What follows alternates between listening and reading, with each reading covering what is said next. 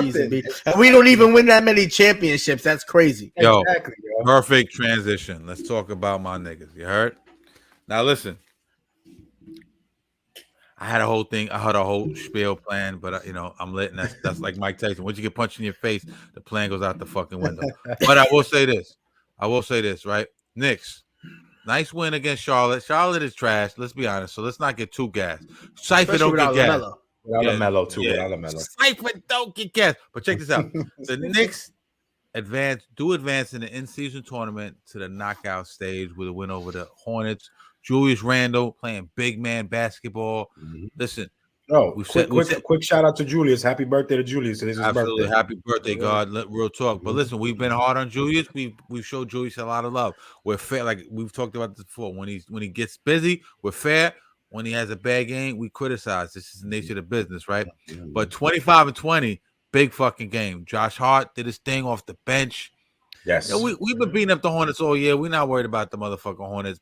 But the in-season tournament started off with 30 teams. Now we are down to 8. We have advanced to the knockout round. We are going to go to Milwaukee and dust off them goofy-ass Bucks. You feel what I'm saying? Yes. And get my niggas 500 racks for all my niggas at the end of the bench who ain't getting that super big bag. Let them niggas get a half a M. Let them niggas live. And one thing I will say about this, I'm not really super excited about the in-season tournament, man. To me, it's like fugazi to me. It's a bunch of bullshit, man. It's really there to have the NBA have some meaningful games. It's all entertainment. Right? It's all entertainment, yo. But it's there to have the NBA have some meaningful games in a long season that sometimes players get distracted. Then you have the load management. They put a lot of things in this year to kind of negate the load management with certain incentives and all that shit, and not being able to win the MVP if you have without a certain amount of games and everything. But the load management, I mean, the in-season tournament is ambiguous. It's point differentials. It's this bracket. It's this. It's like I gotta think too hard, man. You know what I'm saying? But shout out to the Knicks. I do hope we win. In-season tournament banner means nothing to me.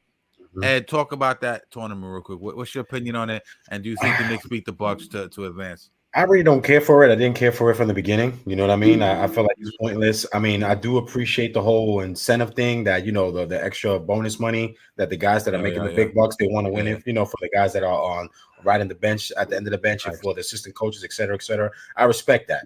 But, I'm old school. I don't like that running up the score. Let's run up the score because you have to get a point then for Red Shore, none of that. I feel like this is a whole big distraction, in my opinion, for me. Remember what happened to Isaiah Thomas and them when they tried to run up the score on what was the George Carl? Remember them niggas sent the goons in? Exactly. You know what I mean? The beats on niggas. Yeah. And don't even go too far back. Remember when Mark Jackson was coaching Golden State?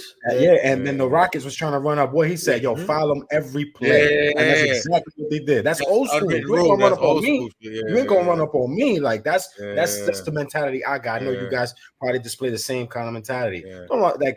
That's pointless. That's like a disrespectful slap to the face to the game. So that's why I don't like it. The only thing I'm liking is the whole incentive thing. But I ain't gonna lie, if the Knicks do wind up winning the motherfucker, I'm be like, shit, I'll take that. You know I'm biased. I'm so biased. You know what I'm saying? Like, I'll be like, anybody else, I'll fuck on yeah. But if the Knicks win, I'll be like, yeah, we won the first in-season tournament trophy. But besides that, I don't really care for it. You know what I mean? I got like the whole statistical thing right in front of me and everything, but it's just a whole bunch of gibberish. You said testicle? My bad. It's the Hennessy. The Hennessy got me. The Hennessy got me. No, I'm falling in. I can't come back. No, it got me talking like Daffy Duck for his fucking ass. Maybe it's the words from my man Killer Black that I can't say, so it's left the untold fact. What song is that? Until my death, what goes to stay alive. Survival of the fit. Only the strong survive. You know what I mean? New York niggas know that. It just doesn't. It doesn't.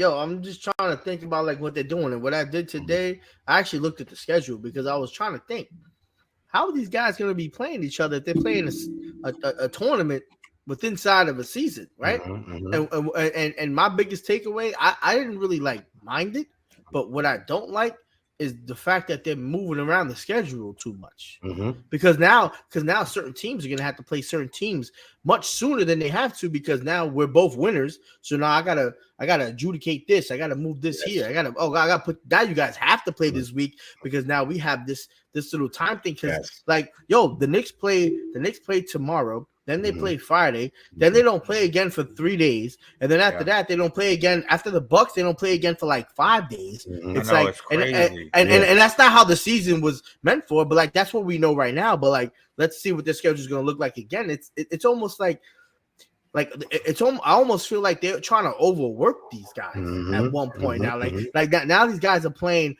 too much ball, too hard of a time at a point where they probably don't really need it. Back-to-back this year. Yes. You know what I mean? A lot of jet lag and all that. It's good. It's good enough. It's good enough. It's mandatory for them to play at least 65 games for them to be MVP. I love that. So now I have to be MVP playing 65 games. I also have to be the illest dude on the court for the in-season games because if I lose, I lose or whatever. But I also have to be there some of these nights too because back-to-back games or 2 games here. Like when do you ever see it? Like a team take a 4-day rest, 5-day rest, back to back, right? I see what they're doing. I don't like it, but like they'll try it out. But like I don't know, it's just weird. I'm pretty sure they're leaving the schedule open, but like I don't know. It just seems a little weird to me. And it to be honest, it's pointless society. The incentive for that. Just make the organization just pay those dudes, man. Yeah, like you're right. What is it? A couple million?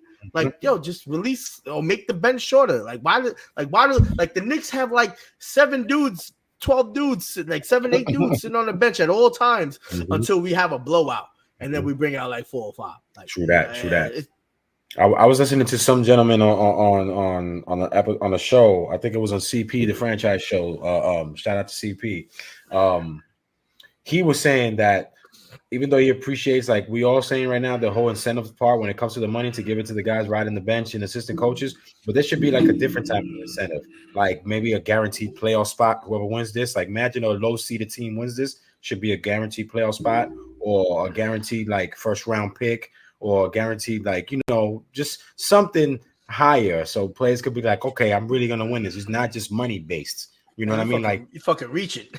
I'm just feeding off of what the guy opinionated, and I liked his aspect of where he was coming from with it. Like just higher stakes, so maybe teams could like we could see like some of these teams play like A1 ball because you can see a lot of these guys weren't in it in a lot of these games. Like there's a lot of good teams out there that just weren't in it, and you know what I mean.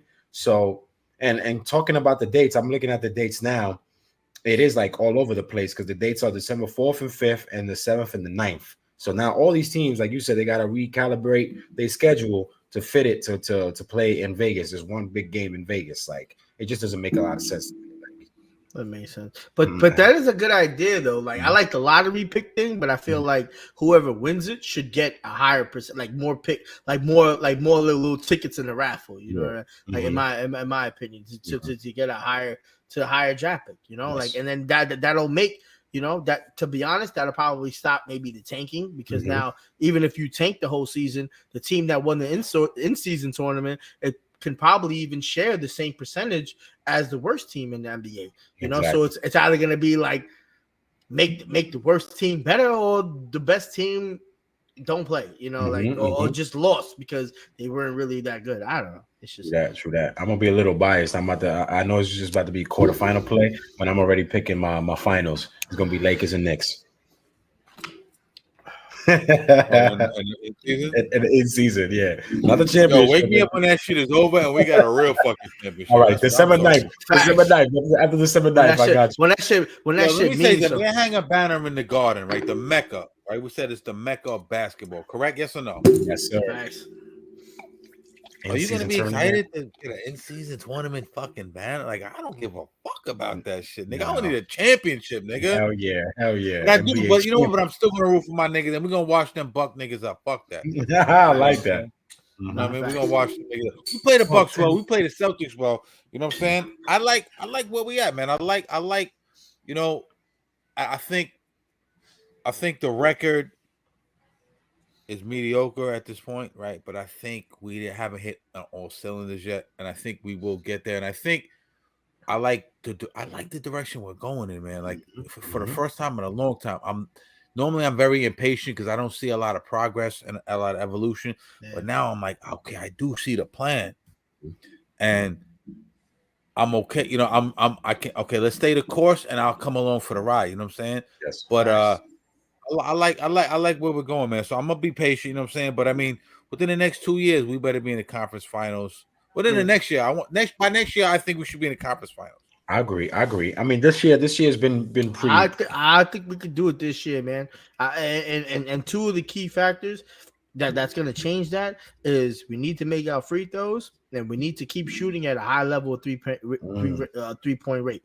That's very simple. Like, and that's what I took away from RJ Barrett. He didn't miss a free throw. That dude can't shoot free throws for shit. And he actually made them all. Like that's what we need.